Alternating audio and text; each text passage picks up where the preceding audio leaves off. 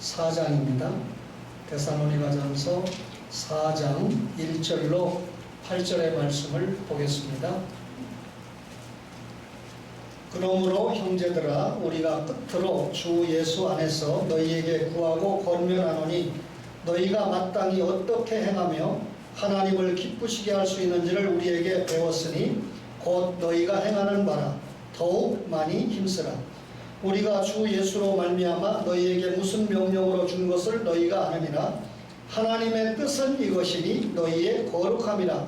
곧 음란을 버리고 각각 거룩함과 좋은 기함으로 자기의 아내 대할 줄을 알고 하나님을 모르는 이방인과 같이 생욕을 따르지 말고 이 일의 분수를 넘어서 형제를 해하지 말라.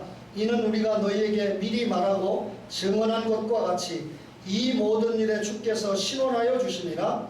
하나님이 우리를 부르심은 부정하게 하심이 아니요 거룩하게 하심이니 그러므로 저버리는 자는 사람을 저버림이 아니요 너희에게 그의 성령을 주신 하나님을 저버림이니라. 아멘. 데살로니가 전서를 기록한 분은 바울 사도입니다.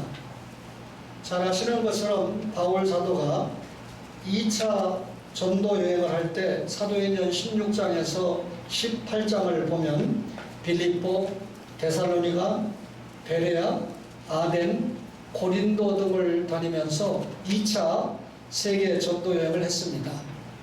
이때가 대략 51년부터 53년경인데 특별히 사도행전 17장을 보면 바울이 데살로니가에 가서 복음을 전하고 그 결과 데살로니가 교회가 설립되게 됩니다. 그런데 바울이 데살로니가에서 복음을 전할 때 유대인들이 얼마나 바울을 박해를 했는지 견디지 못하고 베레아, 아덴을 거쳐서 고린도까지 도착을 하게 됩니다. 그런데 이 바울이 데살로니가에서 복음을 전했던 것을 잊지 못하고 자신이 아끼는 디모데라고 하는 제자, 아들같이 생각하지 않습니까? 디모데를 데살로니가에 보내서 소식을 알게 하고 또 격려하도록 파송을 했습니다. 디모데가 당연히 바울에게 보고를 하지 않았겠습니까? 여러 가지 박해가 있지만 데살로니가 교회 교인들이 신앙을 잘 지키고 있습니다. 그리고 우리 선생님 바울 사도를 보고 싶어 합니다 라고 하는 소식을 전했을 때 바울이 잊지 못하고 그리워했던 데살로니가 교인들에게 쓴 편지가 데살로니가 전서라고 하는 편지입니다. 여러분, 이 로마서부터 유다서까지 21권의 글을 우리가 편지글이다 해서 서신서라고 하잖아요.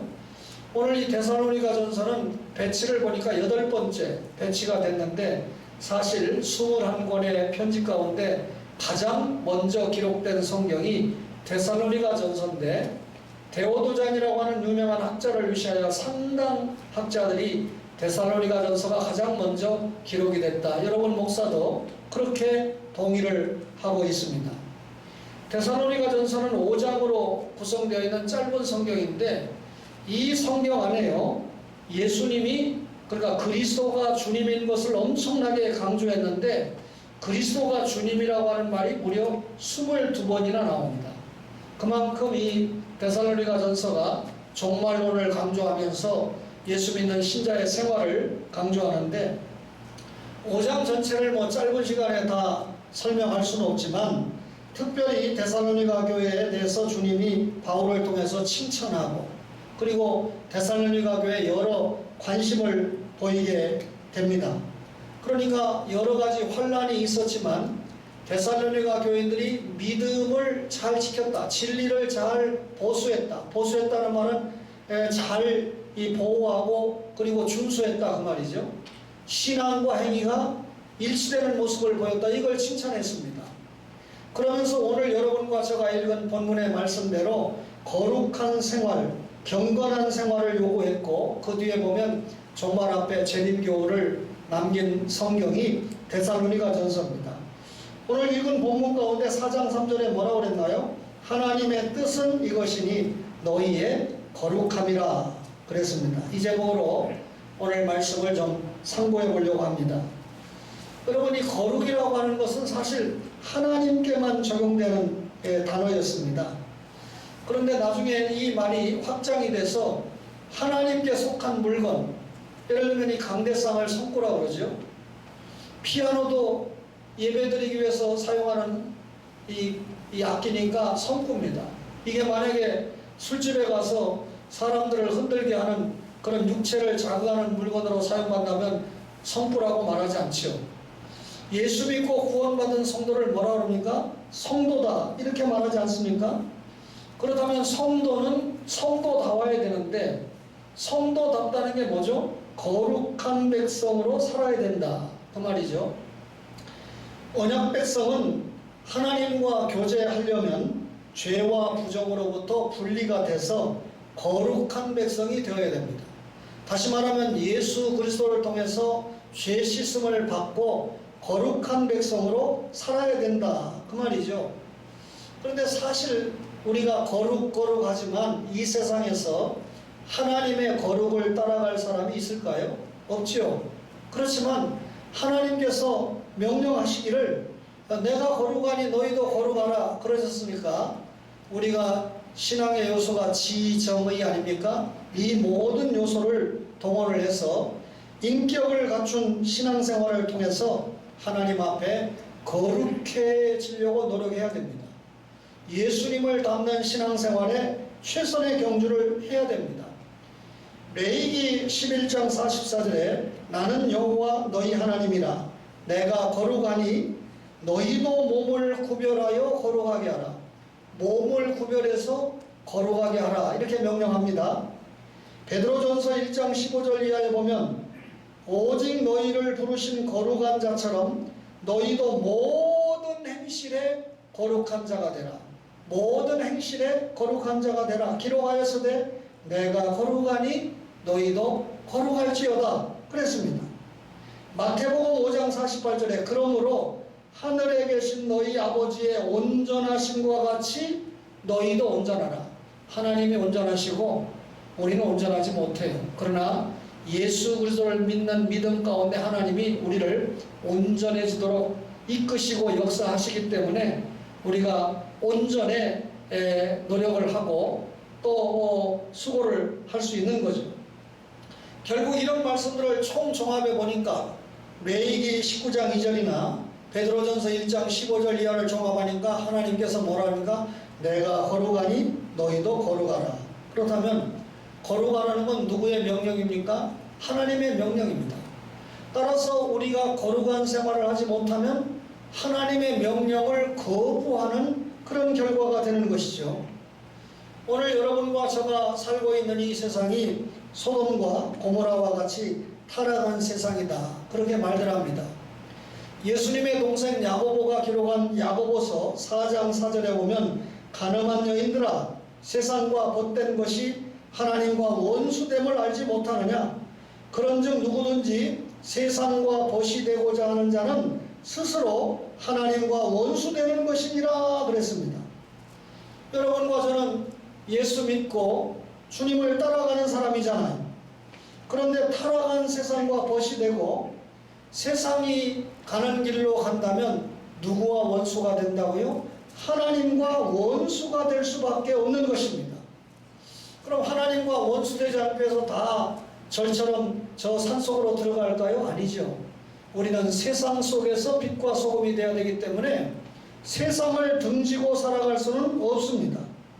따라서 우리가 세상 속에 살고 있지만 어떻게 하면 거룩하게 살 수 있을까 고민해 봐야 된다는 거죠. 예수 그리스도에게 받은 은혜를 깊이 생각하고 하나님께 온전히 영광 돌리는 삶을 살아야 되는 부분에 대해서 깊이 생각하고 그렇게 신앙생활을 해야 된다는 것이죠. 이 거룩이라고 하는 말 히브리 말로 카도시라고 하는 말인데 우리말로 번역하면 구별되다, 분리되다 이런 뜻입니다. 그러니까 거룩, 성별, 신성함 이렇게 사용된 말인데 신약 성경에서 이 카도시라고 하는 하기야쪼라고 하는 말은 거룩, 신성함, 독실한 믿음, 경건 이렇게 사용이 됐습니다. 정리하면 무슨 말일까요? 모든 죄악된 것과 부정한 것으로부터 구별되어 분리된 상태가 거룩이다, 그 말입니다. 그러면 하나님의 뜻이 너희가 거룩하게 사는 것이다. 그러면 우리 자신이 거룩해야 되죠. 한 번 더 볼까요? 데살로니가전서 4장 3절에 하나님의 뜻은 이것이니 누가요? 너희의 거룩함이라 곧 음란을 버리고, 이렇게 말씀했습니다. 하나님께서 우리에게 주신 거룩에 대한 말씀이 피상적이지 않고 대단히 구체적이라는 겁니다. 제일 먼저 주신 말씀이 뭡니까? 음란을 버리고 그랬습니다. 예수 믿는 신자들이 실제적인 이 행실을 권면하는 데 있어서 성적인 순결을 맨 처음에 놓았다. 소돔과 고모라와 같은 현실을 살아가는 우리들에게 생각만 해도 대단히 놀랄 만한 말씀이라는 것을 알게 됩니다. 제가 두 가지 이유를 들어서 여러분에게 설명하면 왜 하나님께서 바울을 통해서 거룩한 생활을 얘기하면서 제일 먼저 음란을 버리라 라고 했는지 알게 됩니다. 주 1세기 당시에 헬라인들은요, 성적인 범죄를 대단히 가볍게 생각했습니다. 대부분의 남자들이 결혼관계 이외에 자기들의 성적 만족을 추구하는 것을 당연한 것으로 받아들였습니다. 당시 헬라사에서 용서하세요, 여인은 사람으로 생각하지 않았죠. 유대인들도 여인으로 태어나지 않은 것을 감사할 정도로 그런 시대이지 않았습니까? 이런 시대에 아주 자기 아내 외에 성생활하는 것을 대단히 가볍게 생각하는, 당연하게 생각하는 그런 시대였습니다. 특별히 우상을 숭배하는 중에도 음란한 행위들이 조장되고 보호가 됐습니다. 역사상 한 남자와 한 여인의 결혼관계가 이렇게 존중되지 않고 비참할 정도로 우습게 여겼던 시대는 없었습니다. 그 당시에 사람들의 결혼생활과 도덕생활이 얼마나 문란했는가 하는 것을 우리가 알 수 있습니다. 헬라 문화에 영향을 받았던 로마 사람들은 이혼하기 위해서 결혼하고 결혼하기 위해서 이혼한다. 이혼과 결혼이 아주 쉬운 일이었고 아주 음란과 직결되는 그런 일이었는데, 이 로마의 정치가였고 그 다음에 이 네로 황제의 선생님 노릇을 5년이나 했고, 그리고 관용론을 썼던 세네카가 이 로마인들은 결혼하기 위해서 이혼하기 위해서 결혼하고 결혼하기 위해서 이혼한다 라고 하는 말을 세네카가 자기의 글에 남길 정도로 로마 결혼생활이 이렇게 험난하고 음란했습니다. 거듭된 이혼, 거듭된 결혼, 반복하는 것이 전혀 사회 문제가 되지 않았습니다.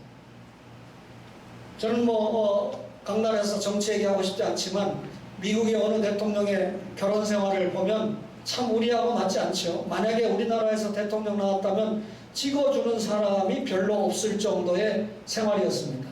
문화가 좀 다르다고 하지만 어쨌든 1세기 당시 이랬습니다. 이런 시대에 무슨 교회가 생겨난 거죠? 바울이 복음을 전하면서 데살로니가 교회가 생긴 겁니다. 그러니까 데살로니가 교인들은 예수를 믿게 된 지 얼마 되지 않았어요. 그들이 예수 믿는 신자가 됐을 때 신앙생활이 무엇인가 하는 것을 배우고 있는 시점 아닙니까? 그런데 바울이 이 데살로니가에 편지를 쓰면서 하나님의 뜻은 거룩하게 사는 것이다. 음란을 버려라. 성적으로 순결해야 된다. 당연히 오늘날 우리가 생각할 때 예수 믿는 사람들이 성적으로 순결하게 살아야 된다라고 하는 것은 당연한 것인데 데살로니가 교인들이 볼 때는 당연한 것으로 받아들여지지 않았습니다. 바울 사도가 왜 이런 말씀을 우리에게 전할까라고 생각할 만큼 의아했던, 그만큼 타락했던 시대였다 그 말입니다. 그러니까 예수 믿는 신자가 이런 말씀을 받으면 음란을 버려야 되는 결단이 수반되어야 됐다 그 말이죠. 바울은 순결이라고 하는 것이 하나님의 뜻이라고 보았습니다. 그래서 데살로니가전서 4장 3절에 음란을 버리라 소극적으로 말했지만 그 다음 구절을 볼래요? 4장 4절에 보니까 각각 거룩함과 존귀함으로 자기의 아내 대할 줄을 알고, 아내를 대할 때 거룩하게 순결하게 대하는 것은 두말할 것도 없고 존귀하게 대해야 된다. 거룩함과 존귀함으로 아내를 대하라. 이것이 구별된 몸, 거룩을 유지하는 중요한 자세가 된다라고 말씀을 했습니다. 4장 5절에서는 뭐라고 합니까? 하나님을 모르는 이방인과 같이 생욕을 따르지 말아라 그랬습니다. 여기 하나님을 모른다 그랬는데 이 말은 인격적으로 하나님을 만나지 못했다라는 뜻이지, 헬라인들도 로마인들도 이 유대인의 영향 속에 또 기독신자들의 영향 속에 자신들이 하나님에 대해서 들었으니까 기독교 신자를 핍박한 거 아닙니까? 그러니까 하나님에 대해서 어느 정도 알고 있어요. 지식적으로 알고 있어요. 그런데 바울이 하나님을 모르는 이방인이다 이 말은 하나님을 인격적으로 만나지 못했다라고 하는 것을 지적을 한 것이죠. 그러니까 결국 하나님을 알지 못하는 것이 아니라 인격적으로 하나님을 만나지 못한 이방인들이 생욕을 따른다 지적했습니다. 그러면서 하나님을 알고 있는 기독신자 데살로니가 신자들은 어떻게 된다는 겁니까? 생욕을 쫓지 말고 음란을 버려야 된다. 일찍이 요셉이라고 하는 사람이 이 보디발 장관의 아내의 유혹을 피했지요. 어떻게 피했습니까? 당신의 남편이 다 나에게 맡겼지만 당신만큼은 나에게 맡긴 적이 없다. 내가 당신을 범하는 것은 하나님 앞에 범죄하는 것이다 라고 피했습니다. 그러면 오늘날 이 관점대로 보면 거룩한 생활을 한 거죠. 그런데 결과는 뭐였습니까? 감옥살이 하는 거였습니다. 그러나 결국 그렇게 의를 지키다가 감옥에 갔지만 애굽의 총리가 됐죠. 애굽의 총리가 돼서 자기 혼자 잘 먹고 잘 살고 누렸습니까? 대통령만 되면 딴 사람 됐습니까? 그렇지 않죠? 오히려 총리가 돼서 어떻게 했습니까? 애굽 사람은 말할 것도 없지만 진짜 살려야 될 선민, 여자의 후손이 선민들을 통해서 와야 되잖아요. 이스라엘 백성을 살리는 총리가 됐습니다. 결국 이스라엘 백성을 살리는 바람에 창세기 3장 15절에 약속된 여자의 후손 예수님이 유다 지파를 통해서 오게 하는데 철저하게 준비하는 그런 삶을 살았던 사람이 요셉이죠. 하나님의 구속 역사에 멋지게 살았는데 그 출발점이 음란을 버리고 거룩을 지키는데 사용을 받았다 그 말입니다. 예수님을 믿고 하나님을 알게 되면 성에 대한 태도가 변한다는 것을 요셉을 통해서 확실하게 보고 있습니다. 예수를 정확하게 믿으면 이전에 경험해보지 못한 능력을 가지고 성적인 유혹에 대처할 수 있다 그 말이죠. 이것이 하나님을 아는 것이야말로 거룩한 삶을 사는데 기초가 됐네요. 하나님과 살아있는 관계를 유지할 수 있는 청결한 삶을 살 수 있는 것이다. 결국 여러분과 저가 예수 믿고 언약에 깊이 빠질 때 이런 엄청난 능력을 소유할 수 있다는 겁니다. 음란이라고 하는 것은 부도덕한 성생활이죠.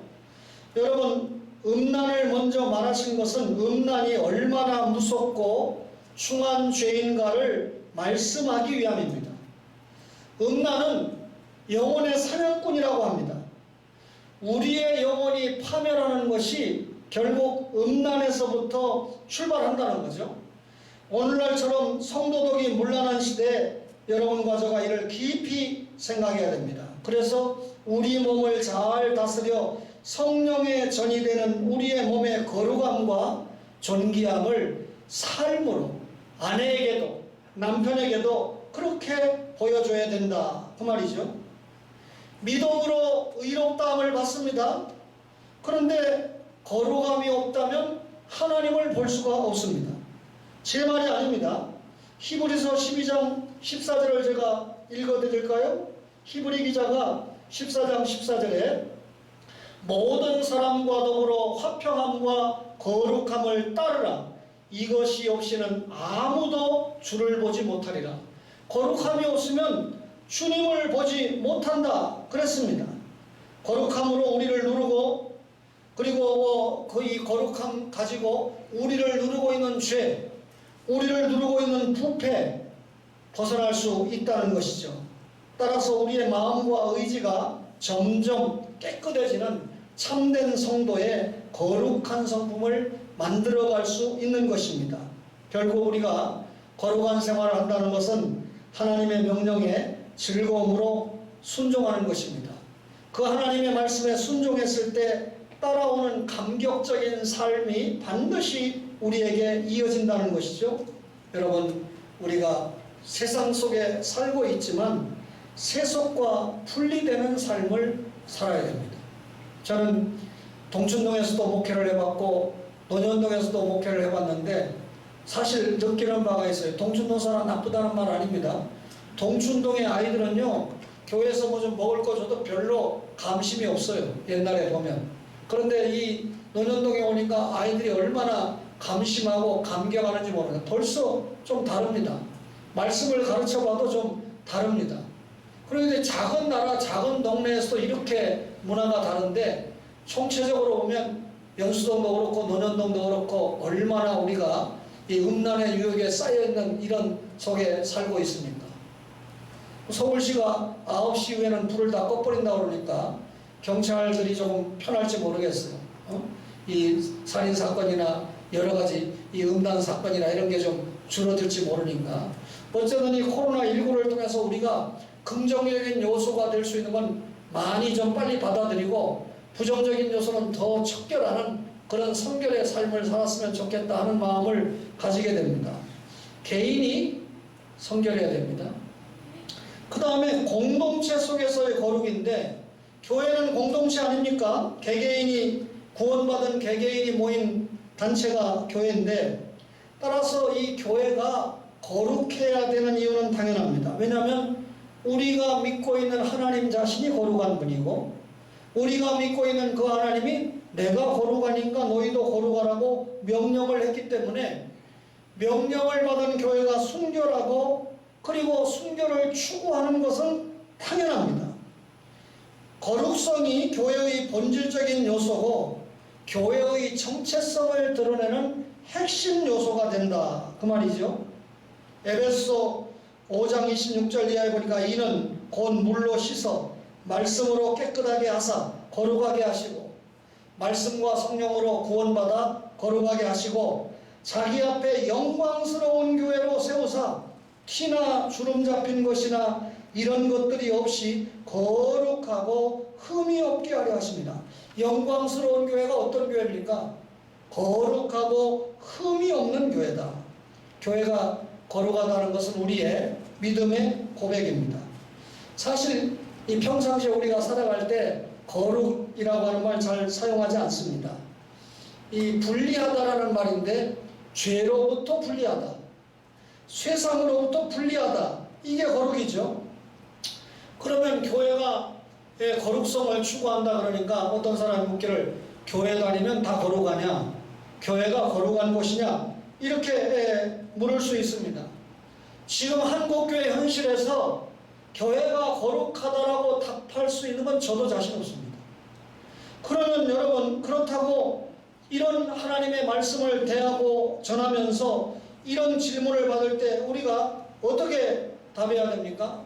현재 교회가 거룩하고 거룩한 방식으로 운영되고 있느냐, 이렇게 질문을 받게 될 때 우리가 어떻게 됩니까? 그렇다. 거룩성은 교회의 본질이고 신앙의 목표다. 구원과 성화, 이어지는 말이죠. 구원의 서정 속에 구원만 있는 것이 아니라 성화가 반드시 들어가고 마지막 끝이 영화이지 않습니까? 교회는 예수님에게 소속된 거룩한 모임입니다. 따라서 예배가 거룩해야 됩니다.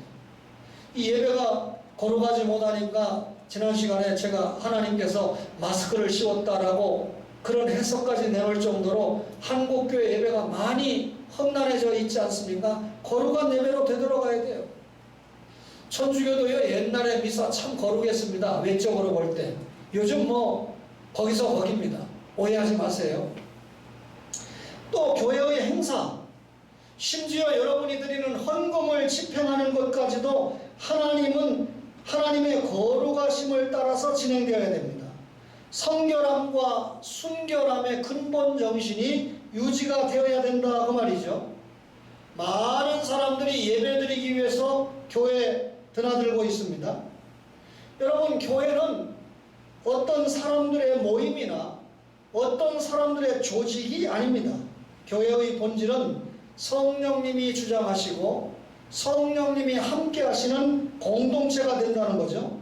따라서 이 마귀를 축출하고 내 안에 죽었던 영혼을 살리신 성령님이 내주하시는 그런 그 개개인이 모인 곳이 교회니까 교회는 거룩성을 추구하고 살아야 되고 주님의 명령을 엄히 생각하고 따라야 됩니다. 한국교회가 교회다운 교회, 기독교다운 기독교의 본질을 회복하고자 한다면 이 거룩성을 회복하지 않으면 결코 되지 않습니다. 거룩성이 절박한 이유는 현재 교회가 너무 세속화되어 있기 때문에 그렇습니다. 교회 안에 세속화가 급속히 퍼지고 있습니다. 성사연구소 소장을 맡고 있는 여러분 목사가 볼 때 한국교회가 세상을 걱정해야 되는데 세상이 한국교회를 걱정하고 있는 그런 시대를 우리가 살고 있습니다. 교회 안에 카페를 운영하는 교회들이 꽤 있어요. 음식점을 운영하는 교회도 있습니다. 교회가 예배드리는 성도들을 위해서 밥을 준비해서 주는 것이 아니라 일정한 이 돈을 받고 음식점을 운영하는 교회도 있어요.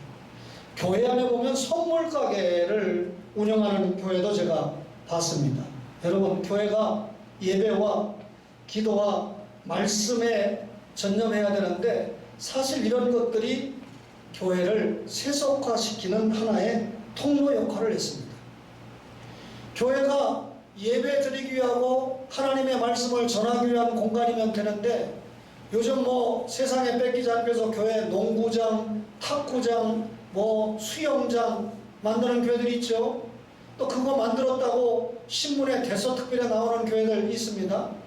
최근에 이 신도림동에 있는 어느 교회가 신문에 났는데 거기에 이용하기 위해서 예약을 며칠 전에 해야 돼. 수영장 한번 이용하려면 예를 들면 며칠 전에 예약을 해야 된다. 교회 예배드리러 오는데 예약을 해야지 무슨 수영장 이용하고 탁구장 이용하는데 예약을 한단 말입니까? 결국 교회의 우선순위가 사실상 혼선을 받고 있습니다.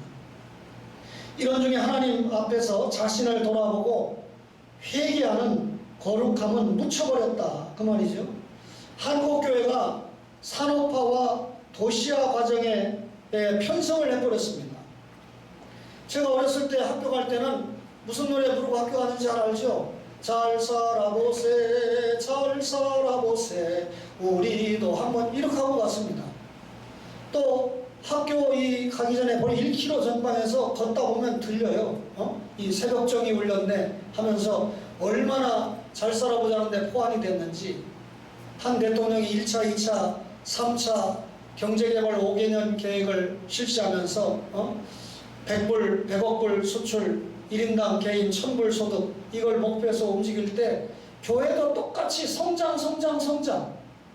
교회의 성장이 뭡니까? 한 개개인이 하나님의 말씀에 견고하게 서서 믿음이 성장하는 게 성장하는 건데 숫자가 수도 없이 늘어나고 헌금이 늘어나서 땅을 샀고 기도원 짓고 건물 짓고 그러다가 남으니까 부동산 투자하고 그거 팔고 또 저기 하고 하는 그런 잘못된 성장의 시대를 우리가 통과한 적이 있습니다. 그러니까 세상적인 성장의 개념이 교회 안에 들어오다 보니까 세속화를 부추기게 됐다 그 말이죠. 그래서 목사가 하나님의 말씀을 전하고 기도하는 것보다 부동산에 눈을 떠서 교회의 부동산적인 재산을 좀 확보해주면 참 영적으로 충만한 교회고 대형교회 세우면 대형교회라는 말이 없었는데 그래서 대형교회가 생기게 됩니다. 대형교회 세웠던 목사들이 상당수 지금 은퇴해서 상당수가 지금 아들이 물려받았죠. 그러니까 교회는 세상 기업과 똑같은 그런 이미지, 어느 기업가가 나와서 다시는 자기 아들, 딸에게 기업 물리지 않겠다고 약속했는데 아마 약속 안 지키고는 못 베길 깁니다. 그렇죠? 교회가 대형화 시켜가지고 아들에게 준다.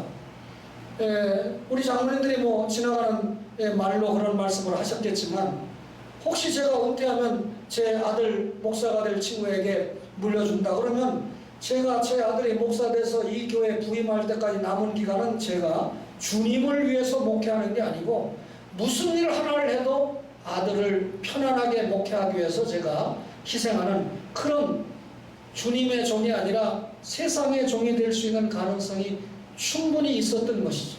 조기 결별했던 대표적인 한 이유가 되는 것입니다. 여러분, 아무리 긍정적으로 평가하려고 해도 목회 세습은 인정이 되지만 교회 세습은 인정이 안 됩니다. 상업적인 경영 개념이 교회 안에 들어오고 자꾸 교회가 대형화되고 고급화 추세가 아주 가속화되었다는 것이죠.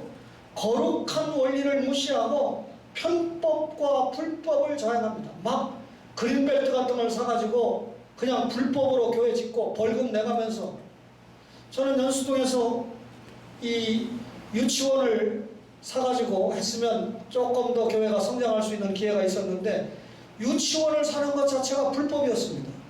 근데 유치원 사가지고 운영하면서 몇 억씩 벌금을 냈는데 결국은 그분들이 영안이 밝았죠. 지금은 유치원에 애들이 운영이 안 되니까 그 유치원을 교회가 사도 허락하는 시대가 됐으니까 그분들이 양성화가 되니까 봐라, 우리가 이렇게 좀 벌금은 냈지만 이렇게 이 유치원 얼마나 자리가 좋습니까? 아파트 입구에다가. 그래서 교회 운동하고 건물도 올라가고 얼마나 좋으냐. 글쎄요, 하나님 앞에서 여러분 어떻게 하나님께서 평가하실지 모르겠습니다. 교회가 거룩한 원리를 무시하고 편법과 불법을 자행하면 안 됩니다. 시장 자본경제 원리가 교회 안에 도입이 돼가지고 완전히 시장주의, 기능주의에 교회가 눌려버렸죠. 성실하게 목회하는 개척교회 목사들은 꿀릴 게 없어요. 대형교회 목사보다 훨씬 더 많이 기도하고 설교도 훨씬 성실합니다. 조금 전에 제가 대형교회를 이룬 목사들이 상당수 은퇴했다고 그러는데, 그러면 아들이 됐든지 다른 목사가 됐든지 부임했으면, 앞에 목사와 성도들이 이렇게 이루게 해놓은 교회에 부임했으면 죄된 심정으로 주님 앞에 최선을 다해서 선교하고 본질적인 거룩한 사명에 목숨을 걸어야 되는데 누리는데 목숨 걸죠. 다 그런 건 아니겠지만 회개해야 된다는 말입니다. 여러분, 어떤 교회 가보면요, 이게 교회인지 동네 사랑방인지, 외국에 가보면 특별히요, 교회 나오는 사람 가운데 향후회, 외국에 오니까 얼마나 외롭습니까? 충청 향후회가 교회 안에 있어요. 또 동창회, 외국에 나오니까 이 동창회, 그래가지고 이 모국어를 사용하는 친목단체로 전락한 경우를 보게 됩니다. 교회가 복지기관입니까? 복지의 성향은 있지만 복지기관은 아니잖아요. 그런데 교회가 학교를 세우고 교회가 병원을 세우고 양로원을 세우는 이유는 그것을 통해서 진짜 복음을 전하고 그것을 통해서 정말 예수 믿는 신자를 만들기 위해 세우는데, 나중에 보면 그것을 통해서 돈벌이 수단으로 사용을 하는 경우가 상당히 많이 나타나고 있죠. 그래, 교회가 본질적인 사명을 떠나서 이게 사회적인 어떤 사업단체인지 뭔지 구별이 안 가는, 교회는 본질적으로 거룩해야 됩니다. 교회는 삼위일체 하나님이 계시는 거룩한 집입니다. 그래서 예수님은 교회 정화를 할 때 내 집은 기도하는 집이지 장사하는 집이 아니다 라고 크게 분노하시고 개혁을 하셨던 것입니다. 오늘 자본주의와 시장경제 원리가 지배를 하는데, 그러다 보니까 교회와도 경제적인 가치와 성과만을 중시합니다. 교회도 이 같은 영향에서 자유롭지 못합니다. 여러분, 오늘 말씀을 전하고 받으면서 우리가 교회의 거룩성을 다시 새롭게 해야 됩니다. 효율성과 성과를 따지기 전에 적절한 절차를 거쳤는가? 목적과 효과만을 생각하기 전에 수단과 방법은 정당했나? 쉽고 편한 것을 생각하기 전에 바른 길을 가는 것인지, 속도를 생각하기 전에 방향은 옳은지, 교회 건축을 하면서 우리가 헌금 도와더라도 주일날은 일 안 시켜야 됩니다. 그런데 교회 건축을 빨리 하기 위해서 주일날까지도 건축을 시킨다고 하면 이것은 속도를 생각했지 올바른 주님의 길은 전혀 생각하지 않은 것입니다. 초심으로 돌아가서 우리가 교회의 본질과 거룩성을 회복해야 됩니다. 하나님께서는 나 자신뿐만 아니라 교회뿐만 아니라 이웃과의 관계, 공동체 속에서도 거룩을 이루고 살라고 했습니다. 오늘 본문 4장 6절에 보실래요? 데살로니가전서 4장 6절에 보니까 이 일의 분수를 넘어서 형제를 해하지 말라. 여기 형제를 해하지 말라는 직접적인 말의 의미는 뭐냐면 남의 아내를 취하지 말라, 그 말입니다.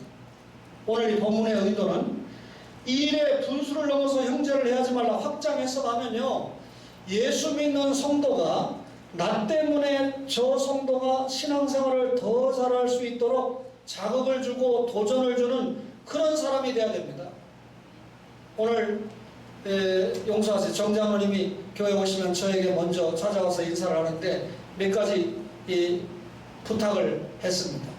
12월 달에 어떤 장로님이 또 오시면 그분이 먼저 계셨던 우리 교단교회니까 거기서 20년 이상 계셨으면 우리 다 원로 장로님으로 대우를 해드렸으면 좋겠다 하는 말씀을 했습니다. 늘 이 교회 생각을 하시는 모양이에요. 그러면서 또 이런저런 유익한 말씀을 하시면서 또 어머니의 신앙의 성장을 위해서도 목사님이지만 저도 성장해야 되고 어머니도 성장해야 되잖아요. 어머니가 신앙생활을 좀 잘 하셔야 되는데 약간 좀 이 기억력도 떨어지시고 그러니까 목사님이 기도를 많이 해달라라고 하는 부탁도 하셨습니다. 여러분, 이 형제를 해하지 말라. 나 때문에 성도들이 유익해야 되는데 왜 어느 장로님이 오시면 또 그런 부탁을 하냐면 어떤 장로님이 오셨는데 교회에 많은 유익한 면이 보이고 있다라고 하는 게 장로님의 평가입니다. 제가 필리핀에 가보니까요, 설교를 2달 하고 왔는데 그 다음에 제가 1년 가게 되지 않았습니까? 그때 저를 대접한다고 하는 한 성도가 한국 애들이 유학을 너무 많이 오니까 이 마닐라 한 센터에다가 우리 돈으로 8천만 원 정도를 투자해가지고 이 학원을 냈어요. 그런데 거기 학원이 잘 안 되는 거예요. 그러니까 저한테 목사님, 제가 이 학원만 팔리면, 목사님이 오시면 이 학원만 팔리면 헌금을 어차피 지금 이 날라가게 생겼는데 교회를 위해서 어쩌고 저쩌고 하고 신앙 있는 소리를 하더라고요. 그 교회에서 돈 가장 많은 사람입니다. 그랬는데 제가 한 서너 달 있다가 가보니까 그걸 팔았는데 누구한테 팔았느냐면 교인에게 팔았습니다. 그러니까 저한테 말하기를 이거를 파는 게 아니고 누가 관리비만 낸다 그러면 그냥 주고 싶다, 그렇게 얘기했거든요. 그만큼 망한 겁니다. 그런데 어느 성도가 동네에서 과외를 하는데 그분이 뭐라고 저한테 얘기를 하냐면 목사님, 제가 내 이름까지 바뀌고 왕성교회에서 신앙생활하다 온 집사입니다. 왕성교회는 그래도 굉장히 건전한 교회거든요. 그래서 내가 기대를 했어요. 야, 이분이 자기가 왕성교회에서 집사였다고 밝히는 거 보니까 신앙생활 좀 잘하겠다. 가는데 용서하세요, $1도 헌금을 안 해요. 그래서 왕성교회에서 그렇게 배웠나 싶을 정도로.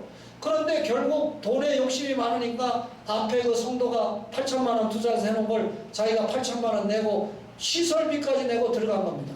들어가자마자 한 달 만에 어떻게 됐을까요? 망했지요. 그러니까 둘이 원수가 돼가지고 있는 겁니다. 자, 제가 왜 이런 극단적인 예화를 여러분에게 합니까? 팔아먹어도 불신자에게 팔든지 진짜 믿음 없으면 자기가 이건 안 되는 거니까 포기하고 말아야 되지 왜 그걸 다른 교인에게 팝니까? 또 반대로 그 교인은 또 왜 그걸 삽니까? 돈 벌으려고 샀지 망하려고 샀습니까? 하나님 앞에는 전혀 후하지 않으면서 그런 짓을 하니까 결국 망할 수밖에 없잖아요. 제가 들어가자마자 이 두 문제를 해결하는데 나름대로 좀 어려움이 있었으나 그래도 앞에 목사는 용서하세요. 내가 아주 단언하는데 경건하지 않고 그리고 경험이 일천하니까 피해만 당겼지만 여러분 목사가 나름대로 믿음으로 교통정리를 한 적이 있습니다. 형제를 해야만 안 됩니다. 장모님들 때문에 초원 가족들이 행복해야 됩니다. 여러분들이 행복해 하니까 용서하세요. 제가 누가 기증해준 닭을 가지고 집집까지 이 방문도 하는 겁니다. 그래놓고 일주일 내내 내 차에서 냄새가 나가지고 제가 죽을 뻔했습니다. 그러니까 제 아내하고 이거 분해해가지고 완전히 청소하는 것까지 이제 전공이 돼가지고 세차장은 저 때문에 어렵게 생겼어요. 세차장 안 가도 세차하는 비결까지 완전히 터득했습니다. 용서하세요. 형제를 해하지 말라. 이웃 관계 속에서 거룩해야 된다. 그래야 전도가 될 거 아닙니까? 거룩은 배타적이지 않습니다. 하나님은 이웃에 대해서 연민하고 사랑하고 공의로 대하라고 말씀합니다. 우리는 하나님의 거룩성에 따라서 이웃에 대한 책임을 여러분 거룩한 사명으로 감당을 해야 됩니다. 우리 거룩함으로 하나님께 영광을 돌려야 됩니다.